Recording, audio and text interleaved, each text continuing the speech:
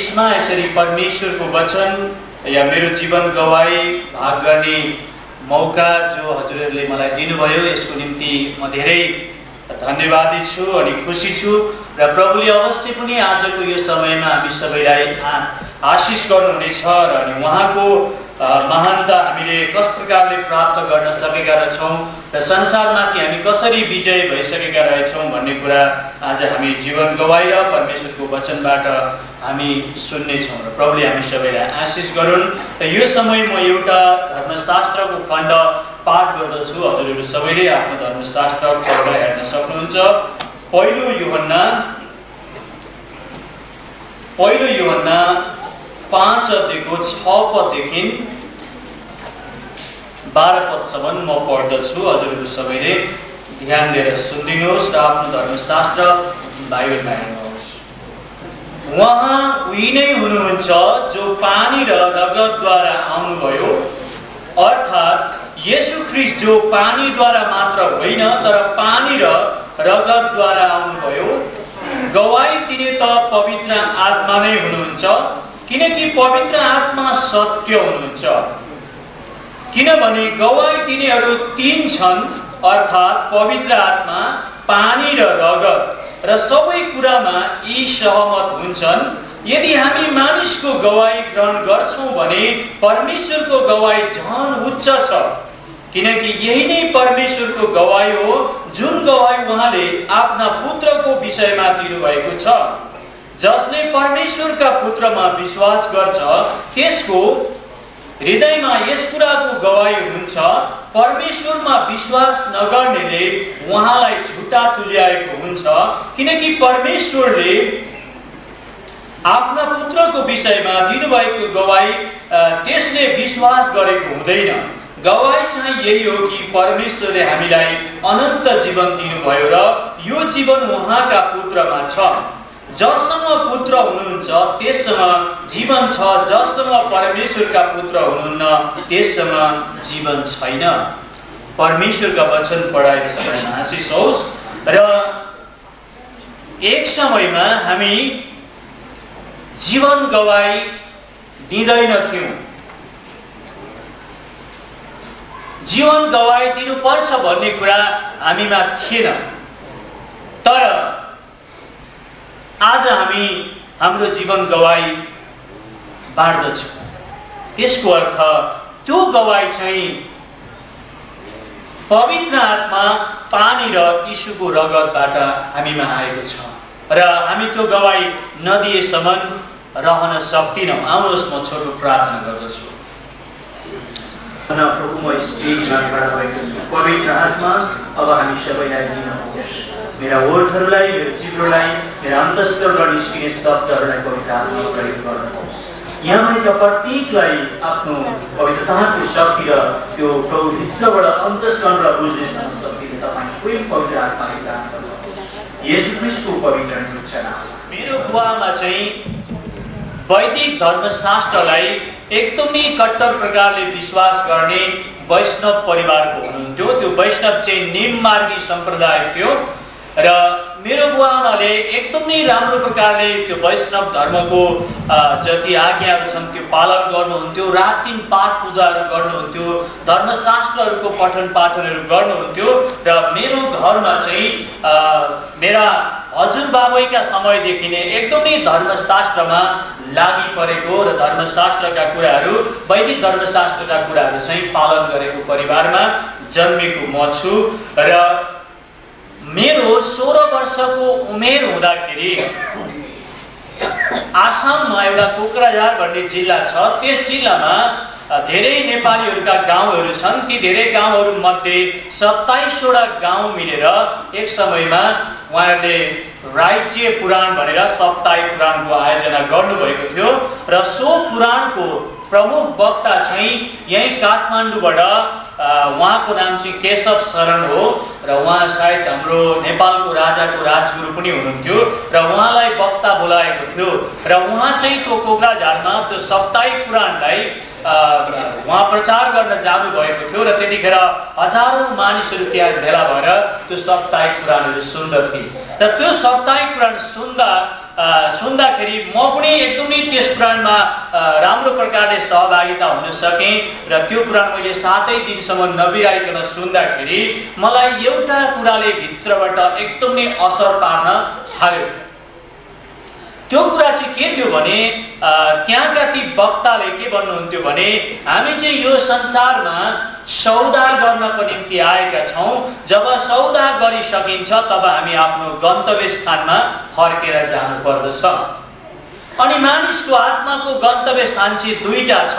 जसले धर्मशास्त्र अनुसारको जीवन यापन गर्दछ त्यो व्यक्ति मरेपछि त्यसको आत्मा चाहिँ वैकुण्ठमा जान्छ। तर जो व्यक्तिले धर्मशास्त्रको विपरीतमा आफ्नो जीवन बिताउँदछ त्यो व्यक्ति चाहिँ मर्यो भने अनन्त कालसम्म 84 लाख योनिको चक्करमा पर्दछ भनेर भन्नुहुन्थ्यो। त्यो कुरा चाहिँ उहाँले 7 दिनमा करिब 6-7 पल्टचोटि नै उहाँले दोहोऱ्याउनुहुन्थ्यो र त्यस कुराले मेरो जीवनमा चाहिँ असर पारेको थियो। त हामी चाहिँ यो संसारमा किन चाहिँ सौदा गर्न आएका रहेछौँ र मेरो चाहिँ गन्तव्य स्थान चाहिँ कहाँ होला? त्यो वैकुण्ठमा होला कि त्यो अनन्तसम्म 84 लाखमा घुमिरहने चक्करमा होला, कहाँ चाहिँ होला, के होला भन्ने कुराले मलाई एकदमै भित्रबाट ज्वलन्त अनि पीडन्त बनाएको थियो। र त्यसले गर्दाखेरि म चाहिँ त्यो कुरालाई जान्न धेरै नै इच्छुक भएँ र मैले त्यो पुराण सकिएपछि मेरा पिताजीसँग मैले बिन्ती गर्न थालेँ, पिताजी अब म चाहिँ संसारको पढाइ नपढ्नु पर्यो, मलाई चाहिँ धर्मशास्त्र पढ्ने मौका दिनुहोस् भनेर मैले धर्मशास्त्र पढ्नका लागि मेरो बुवासँग धेरै नै अनुरोध गर्दा मेरो बुवाले भन्नुभयो, छोरा अहिले त अब इङ्ग्लिसको जमाना छ, अब यो धर्मशास्त्रका कुराहरू पढेर तपाईँ भोलि पर्सि केही पनि लाभ हुँदैन, त ठुलो मान्छे हुन सक्दैनस्, मैले ठुल्ठुला कामहरू गर्न सक्दैनस्, त्यसले गर्दा यो सबै कुरा गर्न छोड्दे, तैँले चाहिँ राम्रो गरेर पढ, जहाँ पढ्दैछस् त्यहाँ पढ भनेर मेरो पिताजीले मलाई बार सल्लाह दिनुभयो। तर मैले बारम्बार मेरो पिताजीसँग भने म चाहिँ धर्मशास्त्र पढ्छु। मैले बढी जिद्दी गरेको कारण मेरो पिताजीले एक दिन मलाई पिट्नुभयो। मैले पिट्दा गरे पनि मैले भने, पिताजी हजुरले जो पिट्नु भयो यो चाहिँ खराब कुराको लागि मलाई पिटेको होइन। धेरै छोराहरूले बदमास गरेर कुटाइ खान्छन्, तर आज मैले चाहिँ धर्मशास्त्र पढ्न नपाउनका लागि कुटाइ खाँदैछु। त्यसले गर्दा यो कुटाइले चाहिँ मलाई धेरै नै अझै मद्दत पुर्याएको छ। म चाहिँ कुनै हालतमा पनि धर्मशास्त्र पढ्छु भनेर मैले चाहिँ घर छोड्ने निर्णय गरेँ र पिताजीले पनि मलाई केही गर्नु भएन, जेसुकै गर, पढ्छस् भने पढ, पढ्दैनस् भने पढ्दैनस्, मेरो भन्ने काम मैले भने भनेर छोडिदिनु भयो र मैले धर्मशास्त्र पढ्ने अध्ययन गरेँ। त्यो मेरो अध्ययनमा चाहिँ कस्तो प्रकारको अध्ययन सुरु भयो भने मैले पहिल्यै नै त्यो निममार्गी सम्प्रदायहरूले जुन किसिमको नियम रीतिरिवाजहरू गर्दछन् त्यसकै बारेमा मैले अध्ययन गर्न सुरु गरेँ।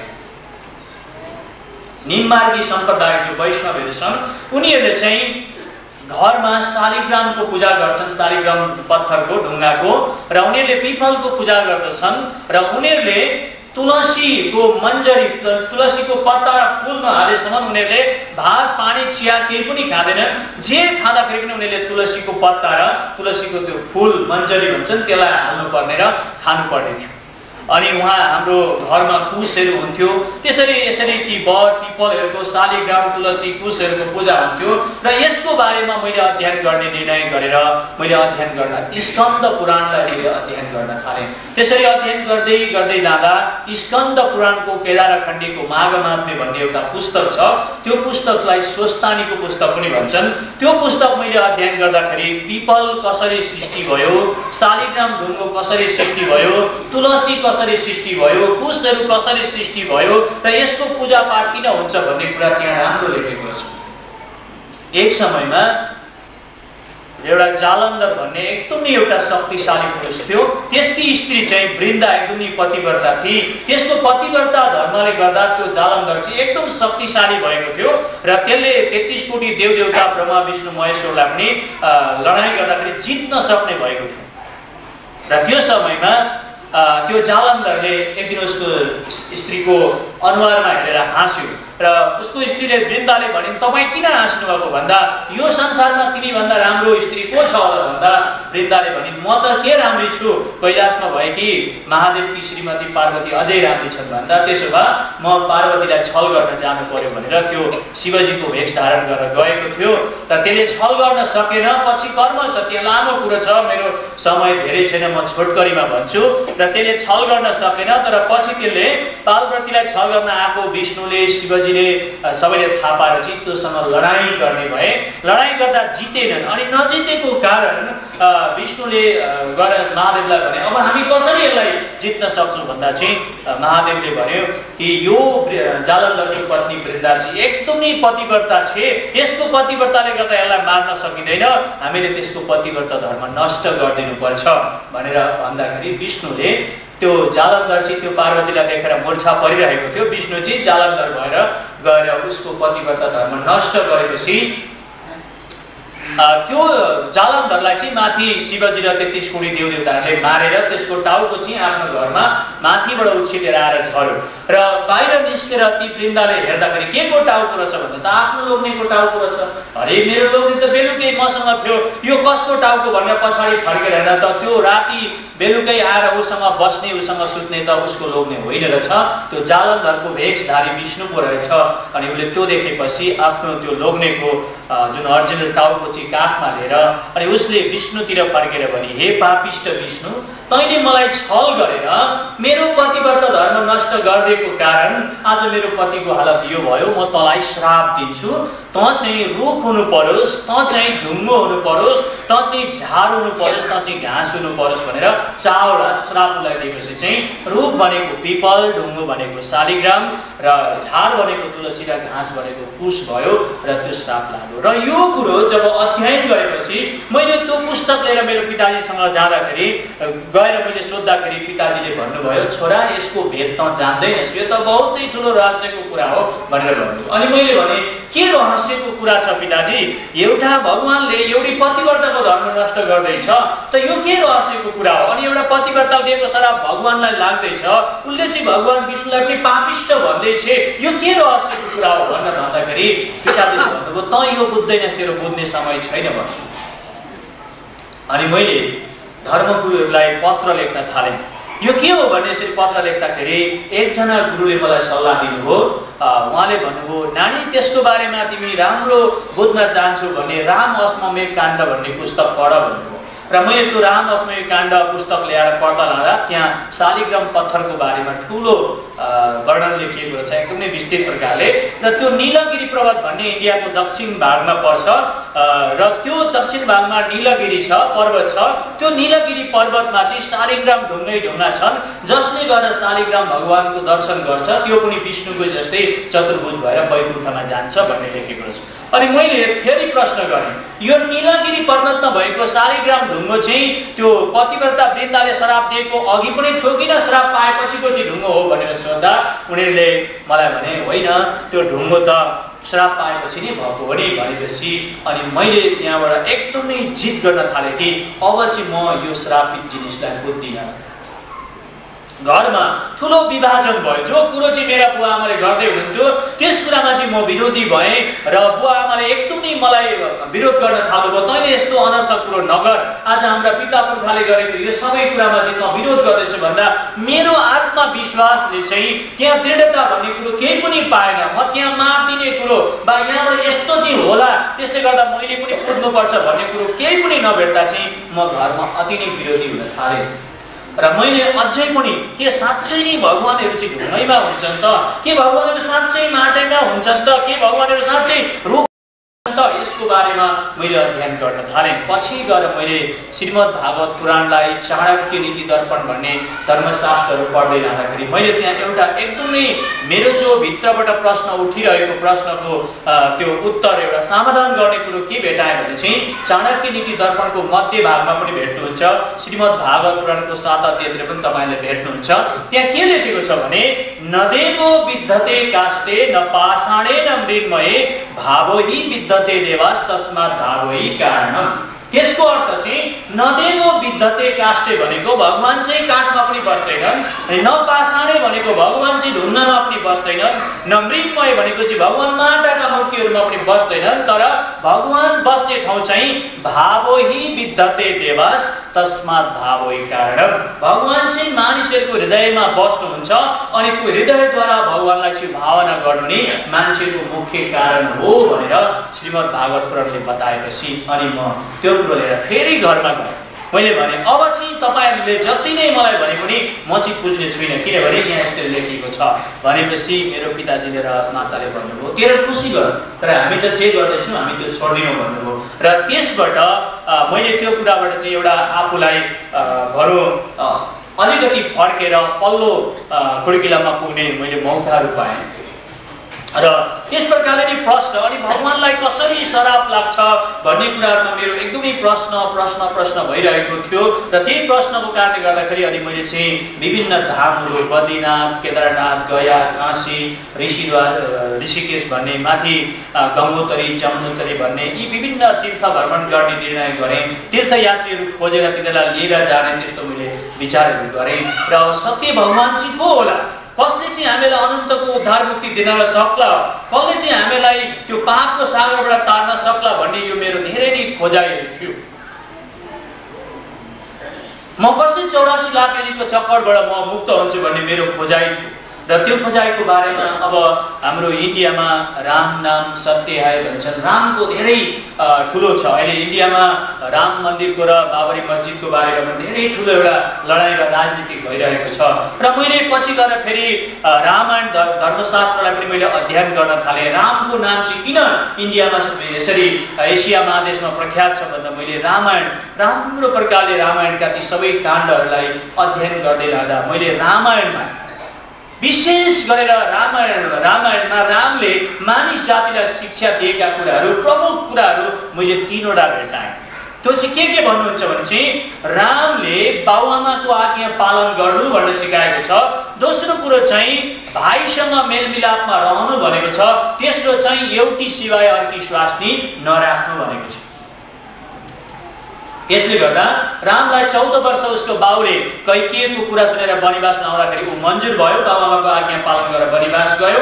उसकी स्वास्नी सीतालाई रावणले हरेर 6 महिना राख्दाखेरि पनि उसले गएर अर्की स्वास्नी बिहे नगर्ने, मेरै सीतालाई म अग्नि परीक्षा गरेर पनि लिन्छु भनेर अग्नि परीक्षा गरेर जाँचेर लियो। र पछि सीता चाहिँ देहान्त भएपछि उसले अर्की स्वास्नी बिहे नगरेर, किनभने ऊ चाहिँ बाबुआमाको आज्ञा पालन गर्ने र भाइसँग मेलमिलापमा रहेर एउटै पत्नीको पति भएर रहने उसले निर्णय गरेको थियो। मुक्तिको बारेमा र सच्चाईको बारेमा मैले जब रामायण पढ्दाखेरि रामायणको आनन्द काण्ड भन्ने एउटा काण्ड छ रामायणमा। त्यो आनन्द काण्डमा पारिजात र पिपलको कथा लेखिएको छ। र राम चाहिँ एक दिन दुर्वासा ऋषि रामको घरमा जाँदाखेरि रामले जब ती दुर्वासा ऋषि र उनका लाखौं चेलाहरूलाई उनको घरमा स्वागत गर्दाखेरि रामले दुर्वासा ऋषिको अगाडि आफूलाई नम्र पारेर के भनेको छ भने, हे सर्वज्ञ तपोनिधे हजुरको दया बढो भो ममा, पाए दर्शन पाप काटिन गए तर्ने भए अन्तमा भनेर हो त्यसरी लेखेको छ है। हे सर्वज्ञ तपोनिधे हजुरको दया बढो भो ममा, पाए दर्शन पाप काटिन गए तर्ने भए अन्तमा।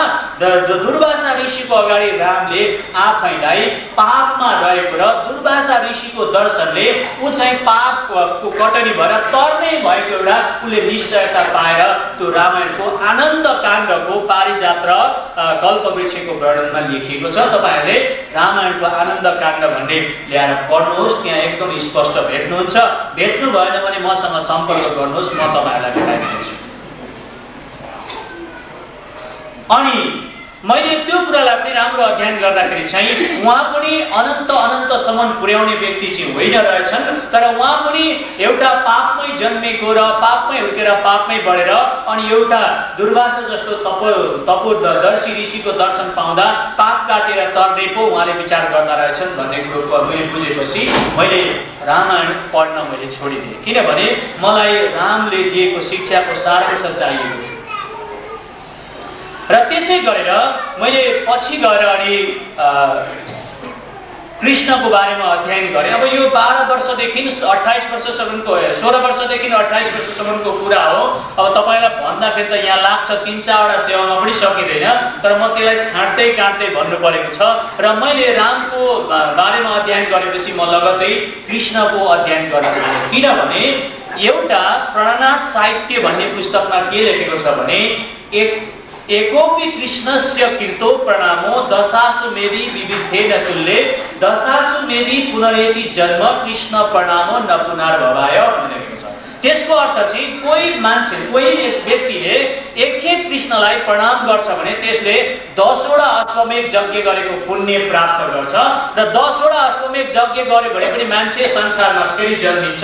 तर कृष्णलाई प्रणाम गर्ने व्यक्ति चाहिँ न पुनर्भवाय संसारमा कहिले पनि आउँदैन भनेर भनेको भेट्दाखेरि चाहिँ त्यसबाट साँच्चै नै मुक्ति कृष्णबाट पाइन्छ कि भनेर मैले 4 वर्षसम्म कृष्ण प्रणामीहरूसँग एकदमै राधा वल्लभी सम्प्रदायहरूसँग मैले संगत गरेँ। संगत गर्दै लाँदा पछि मैले कृष्णको बारेमा र विष्णुको बारेमा र ती प्रणामी धर्मका गुरुहरूको बारेमा राम्रो प्रकारले अध्ययन गर्दाखेरि त र श्रीमद् भागवत गीतालाई मैले अध्ययन गर्दाखेरि त त्यहाँ गीता श्रीमद् भागवत गीताको 4 अध्यायको 34 र 36 पदमा तपाईले पढ्नु भने भेट्नुहुन्छ। एक दिन अर्जुन कृष्णसँग के भयो भने पापबाट उद्धार मुक्ति पाउने बाटो खोज्नका लागि द्वारिकामा जाँदा के भने अर्जुनले मैले कुरुक्षेत्रको लडाईँमा कुल गुरुलाई मारे, विभिन्न प्रकारका धर्म गुरुहरूलाई मारे, मेरा आफ्नै दाजुभाइ दिदीबहिनी ज्वाइँ चेलाहरूलाई मारे। त्यसले गर्दा मेरा यी हात चाहिँ पापले कामिरहेका छन् र पापबाट उद्धार मुक्ति पाउनका लागि मैले के गर्नुपर्छ कृष्ण भनेर चाहिँ अर्जुनले सोद्धाखेरि त्यहाँ कृष्णले अर्जुनलाई के भनेका छन् भने तपाईले श्रीमद् भागवत गीताको 4 अध्यायको 34 देखि 36 पदमा हेर्नुहोस्, स्पष्ट प्रकारले लेखिएको छ तदिति परिपातेन परिपस्तेन सेवाय उपदेशन्ति ते ज्ञानं ज्ञानिनं तत्त्वदर्शिनं अपेक्षेदसि पापोभ्या सर्वभ्य पापकीर्तं सर्वज्ञान लभे नैव वर्जिनम सन्तरिष्यसि भनेको। त्यसको अर्थ चाहिँ के हो भने हे अर्जुन तिमी ज्यादै पापी छौ र तिमीले आफैलाई धेरै पाप गरेको महसुस गर्दैछौ भने मबाट होइन तर एकजना ज्ञानी तत्त्वदर्शी बाट जाऊ र ती ज्ञानी तत्त्वदर्शीलाई गएर प्रणाम गरेर प्रश्न गर। तिनले नि तिमीलाई त्यो पापबाट पाप गर्ने एउटा ढुङ्गा देखाइदिन्छन्, त्यही ढुङ्गाबाट तिमी पापदेखि तर जाऊ है भनेर। अनि अर्जुनले त्यतिखेर सोच्छन् अनि हजुरले मलाई विश्व अवतार देखाएर सबै मै हुँ भनेको होइन त कसरी फेरि म अर्कोसँग जानु भन्दा त अर्जुन त्यतिखेर मैले पनि जे सुनेको थिएँ त्यही तिमीलाई बताएको थिएँ। त्यसले गर्दाखेरि चाहिँ पापबाट उद्धार मुक्ति पाउने भने तिमी तत्त्वदर्शीबाट जाऊ, मेरो पछि नआऊ। अहिले त यहाँ 56 कोटी यदुवंशी मेरा जुन ज्ञातिहरू खानदानहरू छन् यी पनि भिके ऋषिको श्रापले मर्नेवाला छन् र म पनि त्यही श्रापबाट परेर ब्याधाको हातमा सिकारीको हातमा परेर मेरो मर्ने समय आएको छ। तिमी चाँडै फर्केर जाऊ र यो खबर युधिष्ठिरलाई पनि देऊ र पापबाट उद्धार मुक्ति पाउनको निम्ति तत्त्वदर्शीबाट जाऊ भनेको कुरो भेट्यो। तत्त्वदर्शी कस्तो होला त्यस पुस्तकको तलपट्टि रेफरेन्समा के लेखेको छ भने चाहिँ भविष्य पुराणको शालिवाहन राजा र ईशा मसीहको कथामा पढ्नु भनेर चाहिँ लेखिदिएको छ। त्यो भविष्य पुराणलाई मैले ल्याएर अध्ययन गर्दाखेरि एउटा चाखलाग्दो कुरो छ है। अब अहिले चाहिँ पहिला त मलाई त्यसको बारेमा केही इन्ट्रेस्ट थिएन, तर अहिले चाहिँ बहुतै चाखलाग्दो कुरो भएको छ। त्यहाँ के छ भने त्यो पापीलाई पापबाट उद्धार मुक्ति दिन आउने व्यक्ति चाहिँ कस्तो प्रकारले संसारमा आउँछ अरे भन्दा चाहिँ ईशा मसीह इति च मम नाम प्रतिष्ठितम ईशा पुत्र कुमारी गर्भ जन्म सम्भव भनेर लेखिएको छ। कस्तो कुरा। अब तपाईहरुलाई चित्त बुझ्दैन भने संक्षिप्त भविष्य पुराण बानरसबाट अहिले मगाउनुहोस् र पढ्नुहोस्, त्यहाँ राम्रो प्रकारले लेखिएको छ। त्यति मात्रै नभएर आदमदेखि मोसासम्मको कहानी पनि लेखेको छ र यीशु कसरी शालिवाहन राजासँग भेटघाट गरेर उनले के काम गर्छु भनेर भन्यो त्यो राम्रो प्रकारले लेखेको छ। त्यो ईशा भनेको चाहिँ ईश्वरको पुत्र हो, मसीह भनेको चाहिँ सबैको उद्धारकर्ता भनेर त्यो आउँछ।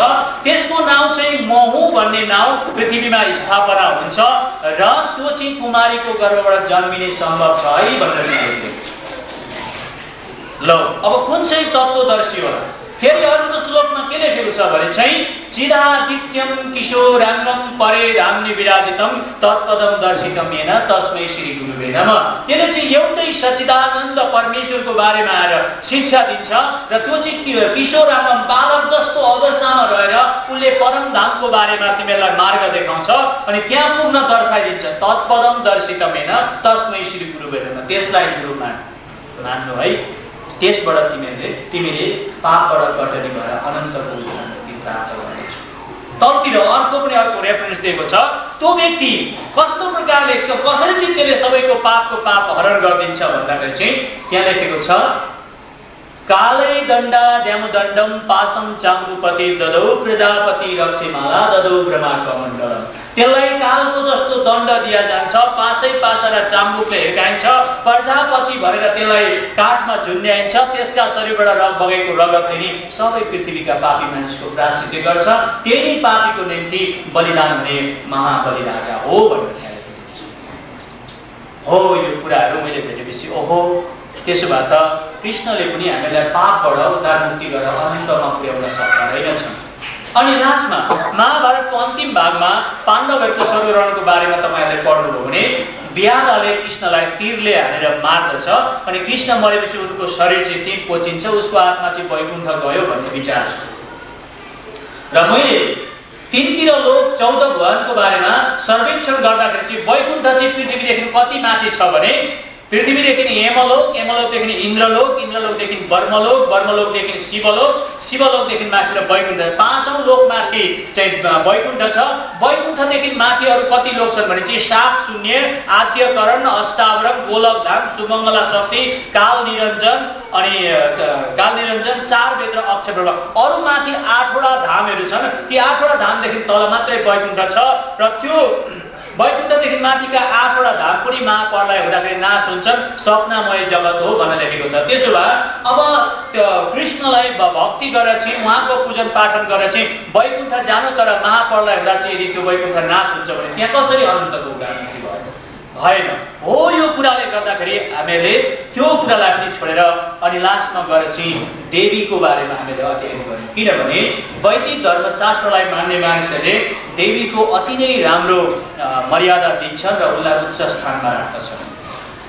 र देवीको बारेमा अध्ययन गर्दाखेरि त्यहाँ के लेखेको छ भने देवी भागवतमा लेखेको छ, चण्डी धर्मशास्त्रमा लेखेको छ, माया हुन् हरिकी प्रिय भगवती, मायाको बसमा परी यो संसार रची पछि लय हुँदा माया फरक छन् हरि। देवी भनेकी चाहिँ माया हुन्, तिनको बसमा परेर यो संसार रचना गर्नको निम्ति हरिले देवीलाई सृष्टि गरे, तर यो संसार रची पछि लय हुँदा चाहिँ माया फरक छन् हरि भनेर त्यो एउटा माया जालको निम्ति उनीहरूले रचेका हुन्। र पछि गएर तिनै आदिशक्ति भवानीलाई चाहिँ उनीहरूले के गरे भने ब्रह्मा विष्णु महेश्वरले उनीहरूका मुखबाट उकेलेर आगोबाट तिनलाई उत्पत्ति बनाएर चाहिँ उत्पादन गरेर चाहिँ तिनीहरूले दानवहरूलाई लडाईँ गरेर मार्नको निम्ति देवीलाई उत्पन्न गरेको कुरो, तर मुक्ति सम्बन्धी देवीको बारेमा केही पनि लेखेको छैन। स्कन्द पुराणको केदारखण्डीको माघमात्रीको पहिलो अध्यायले भन्छ, यम बर्मा वरुरुद्र रेन्द्र वर्तेम स्तुवन्तु देव्यस्तवै वेदै साङ्गपिने उपनिषदै गायन्ति यम सामगा ध्यानावस्थित तद्गतेन मनसा पश्यन्ति यम योगिनो यस्यं तन्न विदुसुरासुरगणा देवाय तस्मै नमः। ब्रह्मा विष्णु महेश्वर 33 कोटी देव देवता देवीहरू सबैले पूर्ण परमात्मा परमेश्वरको बारेमा गाइरहेका छन्, तर प्राप्त गर्न सकेका छैनन्, सधैँभरि गाइरहेका छन् भनेर उद्धार मुक्ति भन्ने कुराहरू छैन। र त्यसको पछि अब उद्धार मुक्ति चाहिँ कसरी पाइएला त, कहाँबाट पाइएला त, यसको बारेमा एकदमै तृष्णा बढ्दै अघि बढेर गइरहेको बेलामा अन्तिममा मैले अब म विष्णुको बारेमा राम्रो प्रकारले अध्ययन गर्छु, किनकि विष्णुकै भृकुटीबाट शिवको उत्पन्न भएको रहेछ, विष्णुकै नाभिबाट निस्केको कमलको फूलबाट चतुर्मुखी ब्रह्मा भएको रहेछ, पछि चतुर्मुखी ब्रह्माले शिवको तपस्या गरेर यो संसार रचना भएको वैदिक धर्मशास्त्रले भन्दो रहेछ।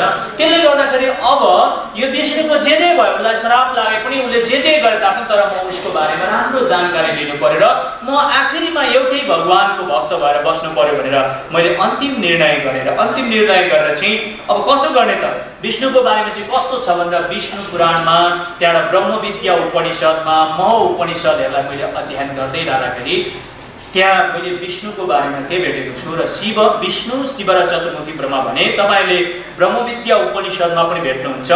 ब्रह्मविद्या प्रवक्ष्यामि सर्वज्ञानमनुत्तमं त्रयोत्पत्ति लयं चैव ब्रह्मा विष्णु महेश्वर।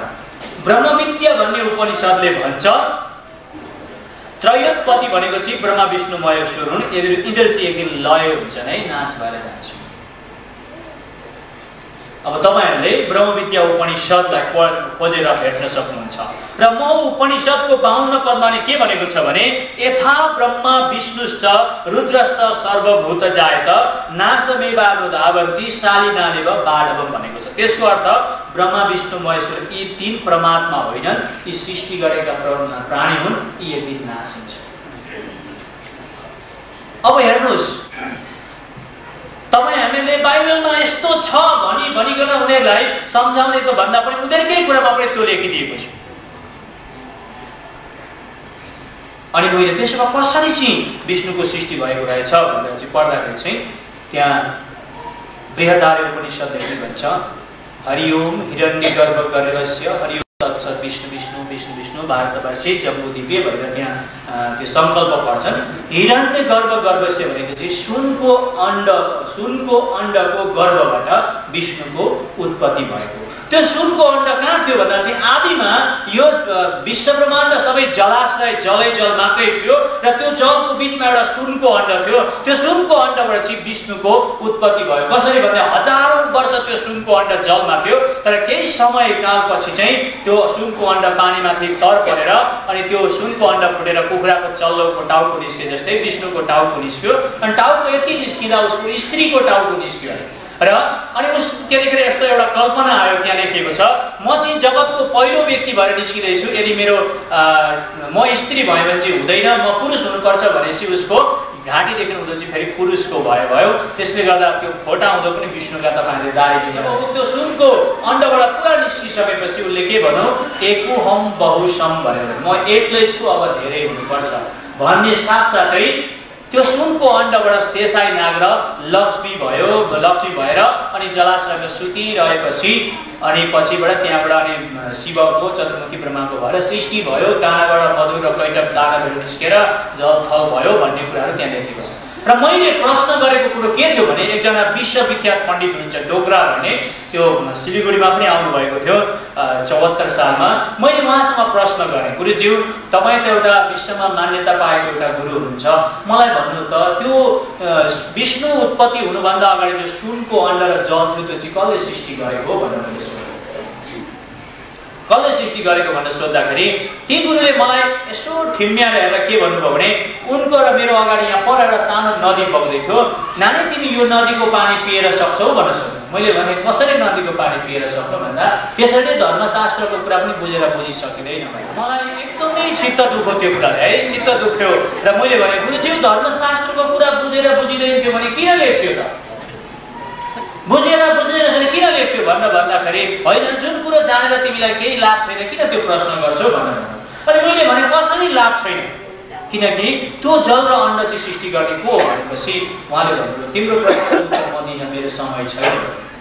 मलाई थाहा भयो यो व्यक्तिबाट पनि मैले त्यसको समाधान पाउँदिनँ भनेपछि मैले आफ्नो निर्णय गरेर म के गर्ने त भन्दा त्यसो भए तैँले यो जलको बारेमा चाहिँ जान्न त, किनभने वैदिक धर्मशास्त्रमा बस्ने मान्छेहरूले त गङ्गा स्नान गर्छन्, गङ्गा स्नान गर्यो भने मुक्ति पाइन्छ भन्छन्। त्यसले गर्दाखेरि आदिमा जलै जल थियो भने त बा गङ्गा नै को, गङ्गा देवी नै को बा सबैको सृष्टिकर्ता हो कि पढ्न त भनेर त्यसरी मलाई भित्रबाट धेरै आफ्नै विचारले अगुवाई गरेर अनि मैले गङ्गाको बारेमा जलको बारेमा स्नान गर्दै गएँ। खोज्दै पछि जाँदाखेरि शिवजीको टाउकाबाट गङ्गाको निस्केको, भगीरथले तपस्या गरेका उसका भाइहरूलाई तार्नका लागि विभिन्न कथाहरू पढ्दै लाँदा तर आखिरीमा मैले एउटा सबैभन्दा मुख्य मन्त्र के पाएँ भन्नुहुन्छ भने चाहिँ जल स्नानम मलम त्यागी विगुत स्नानम सदा शुचि मन्त्र स्नानम हर्ते पापम ज्ञान स्नानम परम परारे।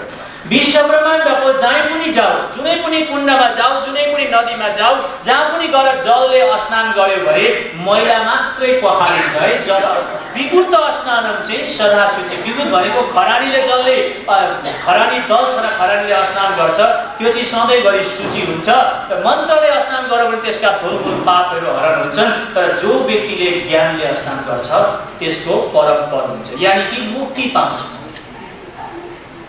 लो अब मैले कसरी ज्ञानले स्नान गर्ने फेरि मुक्ति पाउनको निम्ति हेर्नुहोस्, यस प्रकारले मेरा प्रश्नहरू अघि बढ्दै गइरहेका थिए र लास्टमा गएर मैले मुक्ति भन्ने कुरा चाहिँ वैदिक धर्मशास्त्र अनुसार पाउन सकिन्छ।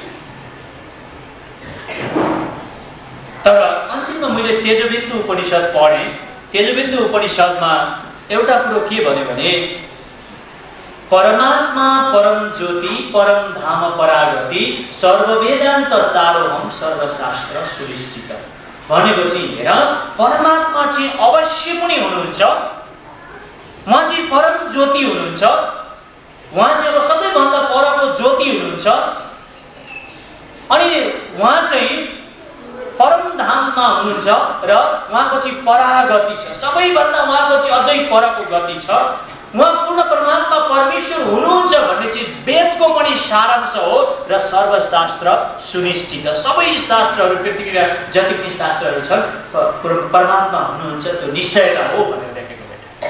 त त्यसो भए कहाँ चाहिँ छ त त्यसो भए त्यो पूर्ण परमात्मा परमेश्वर? अब हेर्नुहोस् न कृष्ण लास्टमा गएर 27 वर्षको पुगे, 16 वर्षदेखि 27 वर्षको उमेरमा पुग्दाखेरि मैले अब कुरान पढ्ने मैले निर्णय गरेँ, कुरान पढ्ने मुस्लिमहरूको कुरान पढ्ने निर्णय गरेँ। त्यो पनि किन भन्दा आसाममा हामीहरू आसामीहरूसँग पहिला भजन कीर्तन गर्दा आसामीहरूले यसरी कीर्तन गाउँथे, आदिते आशीले उठ रटा पुराण होइ तारे माझत आशीले गोरियार कुरान होइ रामैरा भनेर गाउँथे। त्यो भनेको चाहिँ के हो भने आदिमा थियो 18वटा पुराण, आदित्य आशीले 18वटा पुराण भनेको आदिमा चाहिँ 18वटा पुराण थियो।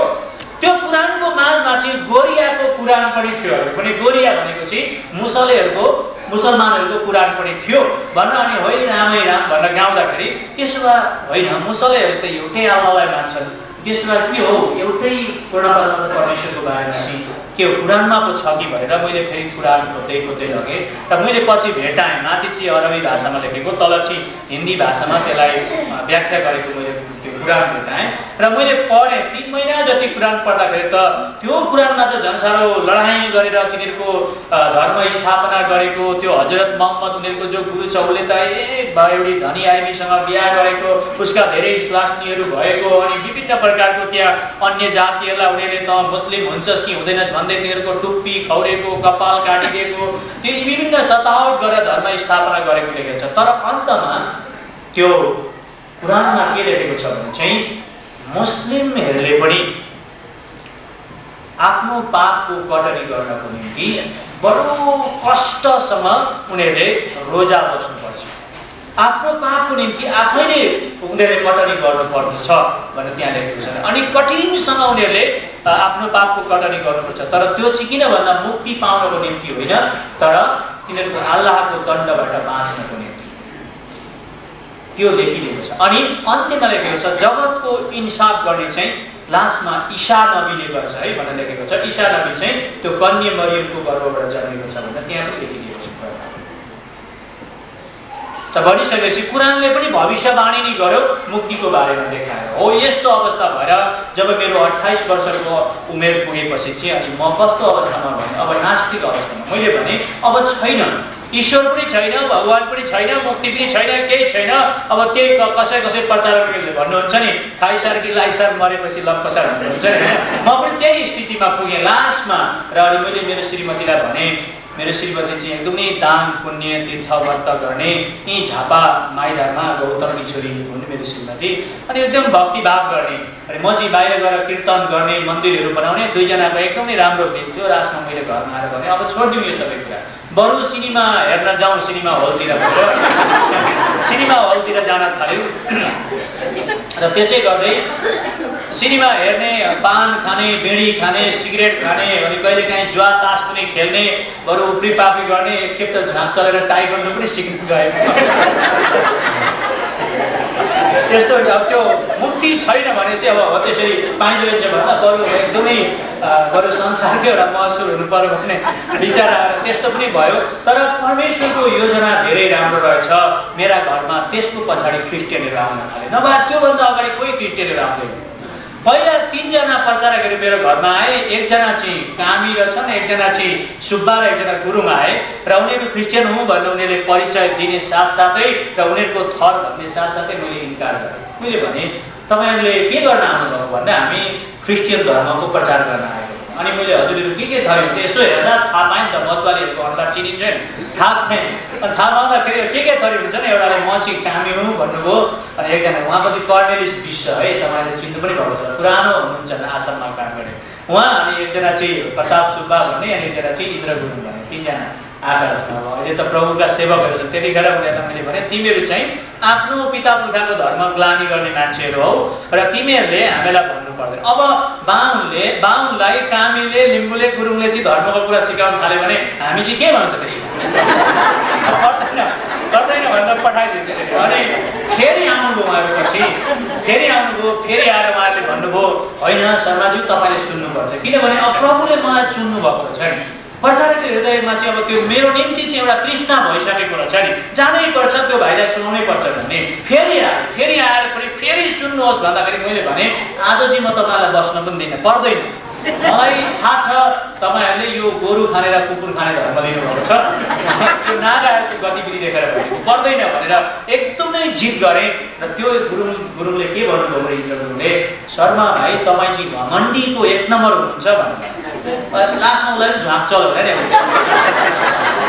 1 नम्बर घमण्डी हुन्छ। मैले भने घमण्डी सही, तर पनि तिमीले मलाई प्रचार गर्नु पर्दैन।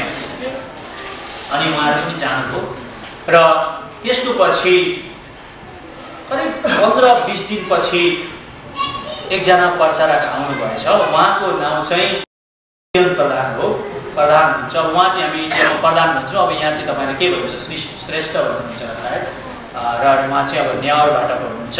र उहाँ आउनुभएछ मेरो घरमा बाहिर, र उहाँले साइकलको घन्टी बजाउनु भयो। अनि को आएछ भनेर बाहिर हेर्दा एकैचोटि यस्तो नम्रतापूर्वक उहाँले यस्तो गरेर नमस्कार शर्माज्यू भन्दै आउनुभयो। अनि मैले पनि उहाँलाई भित्र स्वागत गरेँ, बस्न दिएँ। अनि परिचय गर्दै लाँदा त उहाँ पनि क्रिस्चियन नै हुनुहुँदो रहेछ। अनि क्रिस्चियन हुनुहुन्छ, तर एउटा खुसीको कुरो के छ भन्नुहुन्छ भने त्यो व्यक्तिलाई देख्दाखेरि चाहिँ मैले त्यसले के भन्दो रहेछ सुनौ न भन्ने मलाई तृष्णा भयो। सुनौ, अनि त्यो व्यक्तिलाई हेर्दाखेरि चाहिँ एकदम त्यसको अनुहारमा एउटा केही किसिमको ज्योति जस्तो, यसले चाहिँ मलाई केही भन्न सक्छ, केही गर्न सक्छ भन्ने जस्तो एउटा भाव भयो। अनि हजुर त कति कामले आउनुभएको थियो भनेर भन्दा म शर्मा भाइलाई 2 वर्ष अगाडिदेखि जान्दछु। तपाईँले गरेका यी धर्मका कुराहरू, यी मन्दिर स्थापनाहरू, यी कृष्ण जन्माष्टमी गरेका, रामनवमी गरेका, दसैँ तिहारमा तपाईँले गरेका कीर्तनहरू मलाई सबै थाहा छ। म 2 वर्षदेखि तपाईँलाई जान्दछु। तपाईँले भानु जयन्तीमा कसरी बोल्नुहुन्छ, मान्छेलाई कसरी प्रभाव पार्नुहुन्छ, त्यो मलाई थाहा छ। र परिचय गर्न मात्रै बाँकी हो। र तपाईँलाई मेरो एउटा प्रश्न छ, त्यो चाहिँ 2 वर्ष अगाडिदेखि मैले तपाईँलाई सोध्न इच्छा थियो। आज मौका पाएँ, सोध्छु। त म सोधौँ भनेर सोद्धा मैले भने सोध्नुहोस् भन्दा तपाईँले यति गरेर पनि के तपाईँको आत्माले मुक्ति पाएको छ भनेर सोध्नु। मलाई एकदमै चाख लाग्यो, मुक्ति पाउनु भएको छ भनेर मलाई सोध्नु। अनि मैले त मुक्ति त पाएको अनुभव गरेको थिएन। किन अनुभव गरेको थिएन भने हामीले त्यतिखेर जति नै दान गरे पनि, पुण्य गरे पनि, तीर्थ गरे पनि, व्रत गरे पनि, जेसुकै गरे तापनि आखिरीमा आरती सेक्ने बेलामा, त्यो थालमा आरतीबाट सेक्ने बेलामा एउटा मन्त्र भन्नु पर्थ्यो। त्यो मन्त्र चाहिँ के हो भने हरिओम पापहम पाप कर्माणम पापात्मा पाप सम्भव त्राहिमम पुण्डरीकाक्षे सर्वै पाप हरि। पापहम भनेको पापी म हुँ, पाप कर्माणम भनेको पाप कर्म गर्दछु, पापात्मा भनेको मेरो आत्मा पापमा छ, पाप सम्भव भनेको फेरि पनि पाप हुने सम्भव छ। हजुर बाबाले पनि त्यही भन्नुभयो, हजुर बाबाले पनि त्यही भन्नुभयो, कुप्रा बाबाले पनि त्यही भन्नुभयो, बाबुले पनि त्यही भन्नुभयो, मैले पनि त्यही भने, छोरा नातिले पनि त्यही भन्छ भने कहाँबाट पापबाट मुक्ति पाइएको? मैले हो त्यो कुरा सम्झेपछि मलाई साँच्चै मैले पापबाट मुक्ति पाएको छुइनँ। पाएको भए त किन त्यसो भन्नुपर्ने?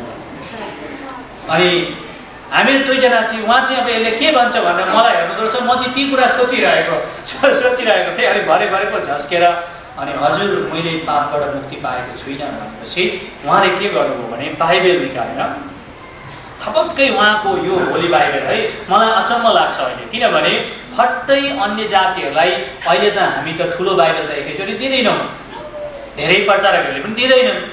अनि उहाँले चाहिँ थपक्कै त्यो बाइबल निकालेर मेरो हातमा राखिदिनु भयो र शर्मा भाइ यो पढ्नुहोस्, तपाईँलाई यो पढ्दा तपाईँले मुक्तिको बारेमा केही भेट्नुभयो भने यो बाइबल तपाईँकै भयो, र केही पनि भेट्नु भएन भने चाहिँ यो बाइबल मलाई फर्काइदिनु है भनेर उहाँले भन्नुभयो।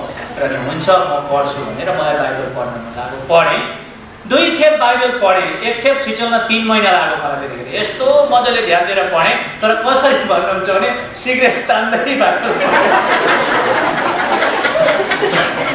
मुखमा गोल्डन खैनी हाल्दै बाइबल पढ्दै गरेँ। एक खेप पढ्दाखेरि मलाई केही पनि बुझाइ भएन। दुई खेप पढ्दाखेरि चाहिँ बुझाइ अलिकति एउटा स्पष्ट भयो। अब अहिले मेरो समय छैन भन्दाखेरि र पनि मैले के बुझ्न सकेँ भने म छोटकरीमा अलिकति समय लिन्छु। मैले दोस्रो चोटि पढ्दाखेरि चाहिँ के कुरो बुझेँ भने चाहिँ मैले वैदिक धर्मशास्त्रमा सुरुवातमा एउटा लोग्ने विष्णु, लक्ष्मी र शेषनाग साप भेटाएको थियो। बाइबल पढ्दाखेरि पनि आदम इब्र तिनीहरूलाई छल्ने सापै भेटाए।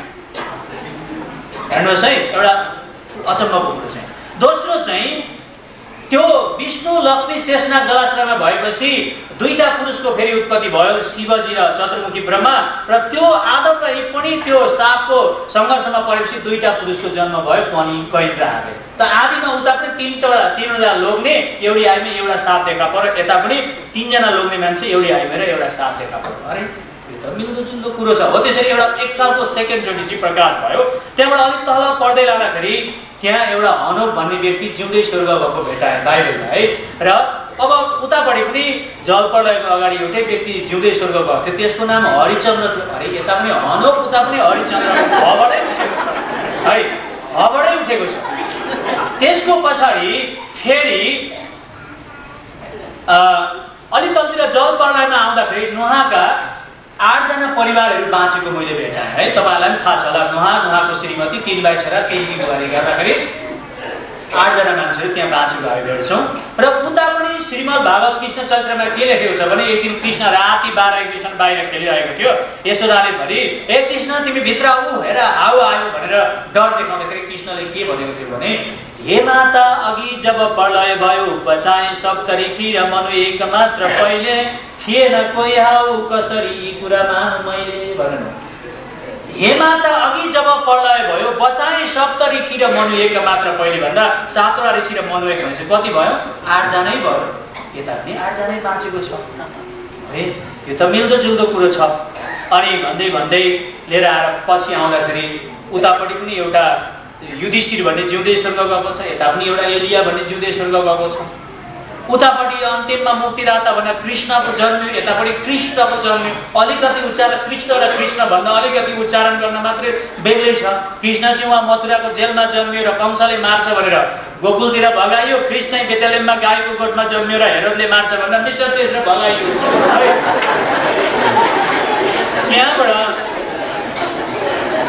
त्यहाँबाट कृष्णलाई मिश्र देशतिर भगाएपछि हेरोदले 2 वर्षदेखि तलका बालकहरू मार्न अर्डर दिएर रामामा नानीहरू आमाहरूको रुवाबासीको आवाज सुन्यो।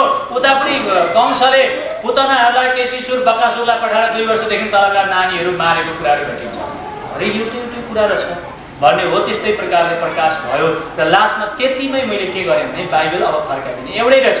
त्यहाँ त्यतिखेर चाहिँ के पुग्यो भने हिन्दू धर्म र क्रिस्चियन धर्म चाहिँ एउटै रहेछ भन्ने चाहिँ भयो। अब भेदभाव चाहिँ खतम भयो। र त्यसो गरेपछि लास्टमा एकजना कुमार सुब्बा भन्ने लिम्बूलाई मैले बाइबल पठाउन निर्णय गरेँ।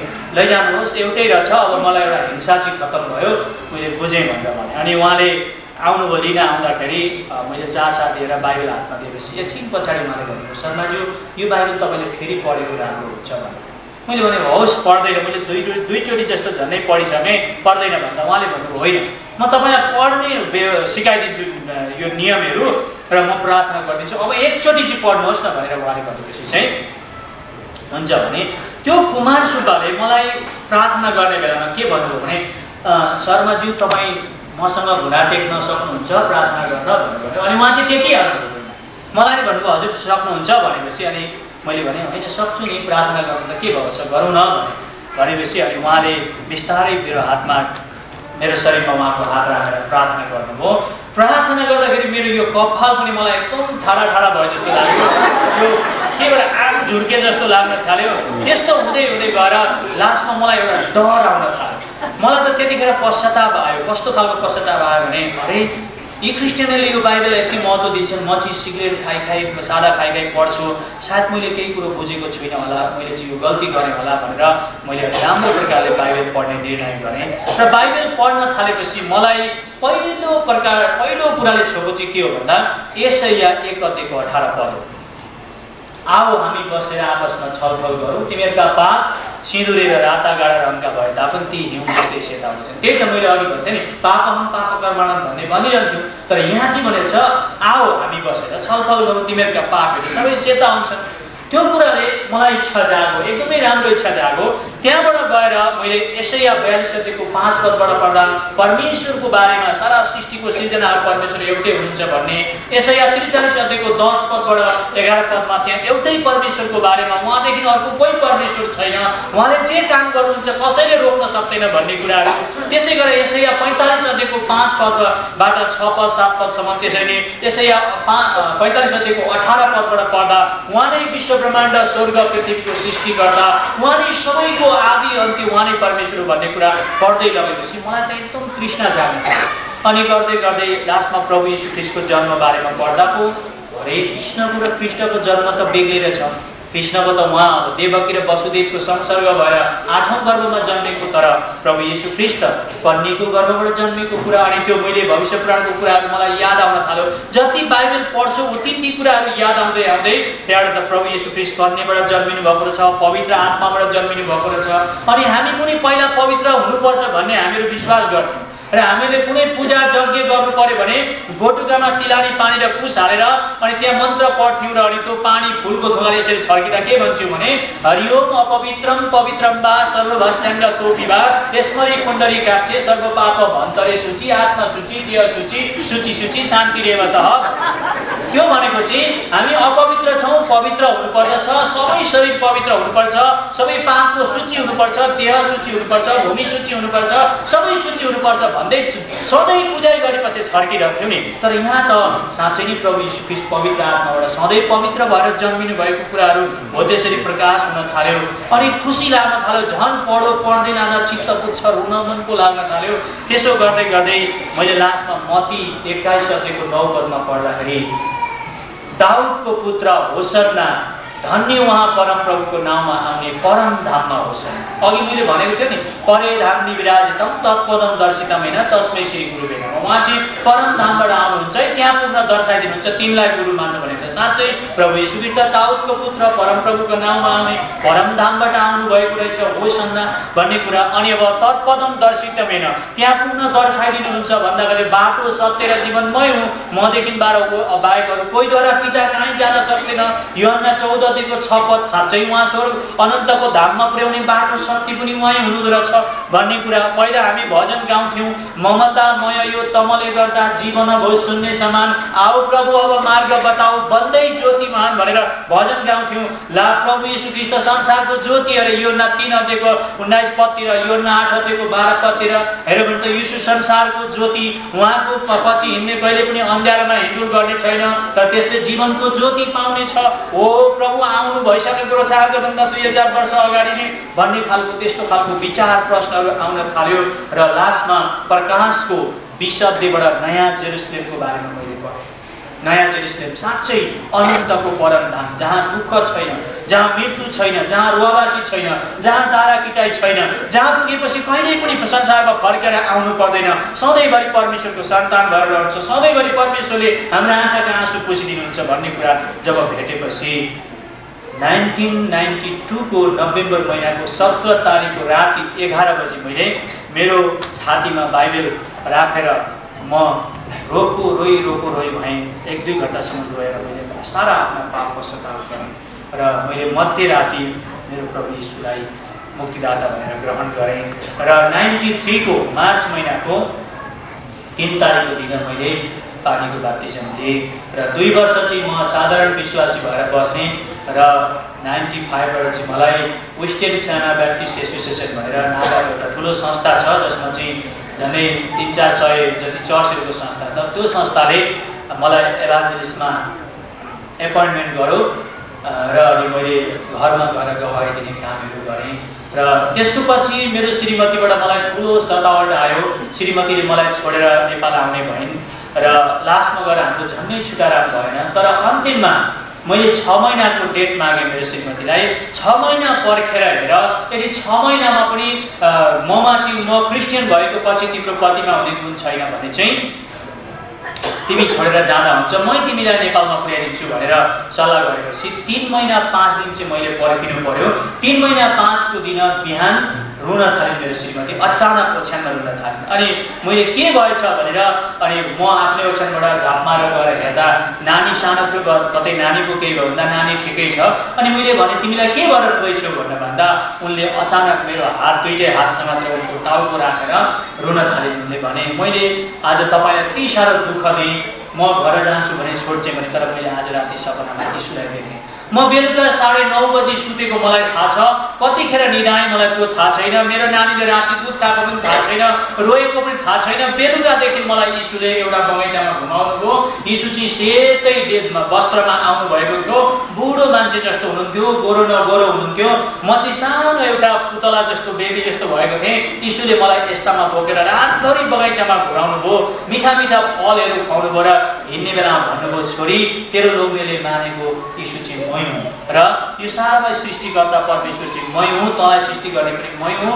त्यसले गर्दाखेरि तैँले आफ्नो लोग्नेले लिएको बाटोमा तँ पनि जा। यदि तैँले इन्कार गर्यो भने यदि तैँले आमा बाबु पनि भन्न पाउँदैनस्, लोग्ने पनि भन्न पाउँदैनस्, छोराछोरी पनि भन्न पाउँदैनस्, तेरो अचानक तेरो जीवनमा एउटा ठुलो विपत्ति आउँदैछ र छोरी तैँले मलाई विश्वास गर्नु है भनेर यसरी हात हल्लाउँदै त्यो बगैँचाबाट अल्पिनु भयो, हराउनु भएपछि त्यो बेलुकादेखि रातभरि यीशुसँग सङ्गति गर्दा एकदमै उनलाई बिहान त यीशुको माया लागेर रोएको रहेछ।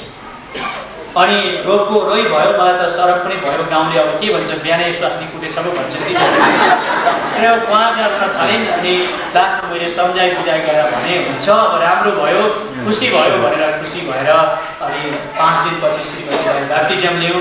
बाप्टिजममा लिनु उनले पनि र मलाई अहिले मेरो श्रीमतीपट्टि धेरै गौरव छ, किनभने उनले यति धेरै प्रार्थना गर्छिन् र उनको प्रार्थना चाहिँ मेरो निम्ति बहुतै ठुलो एउटा के भने शक्ति मैले पाइरहेको छु। मलाई थाहा छ अहिले पनि उनीहरू निम्ति प्रार्थना गरिरहेकी छिन्। अनि चर्चमा आमाहरूको अगुवा पनि गर्दछिन् र त्यस प्रकारले मैले प्रभुलाई ग्रहण गरेर प्रभुले अहिले मलाई त्यसरी हरेक ठाउँमा प्रयोग गर्दै हुनुहुन्छ।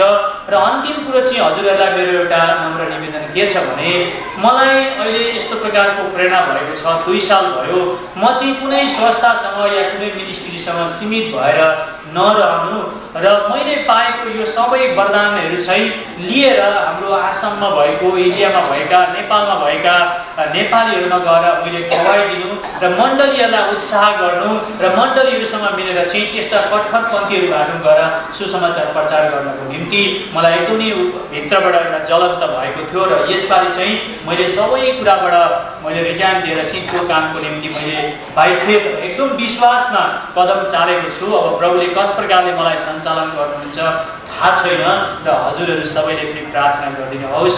धन्यवाद छ हाम्रो आदरणीय पास्टर सर, हजुरले यो बहुमूल्य समय दिनुभयो र मण्डलीका एल्डर्सहरू अनि मण्डलीका सबै परिवार हजुरहरूले ध्यानपूर्वक मेरो गवाईलाई सुनिदिनु भयो र मलाई थाहा छ हजुरहरूलाई पनि धेरै उत्साह मिलेको छ भनेर र तपाईँहरूलाई एक किसिमको बल मिलेको छ कि तपाईँहरूले यदि हिन्दू धर्मशास्त्र पढ्नु भएको छैन, तपाईँले त्यसै साधारण प्रकारले प्रभुलाई विश्वास गर्नुभएको छ भने पनि तपाईँ महान हुनुहुन्छ।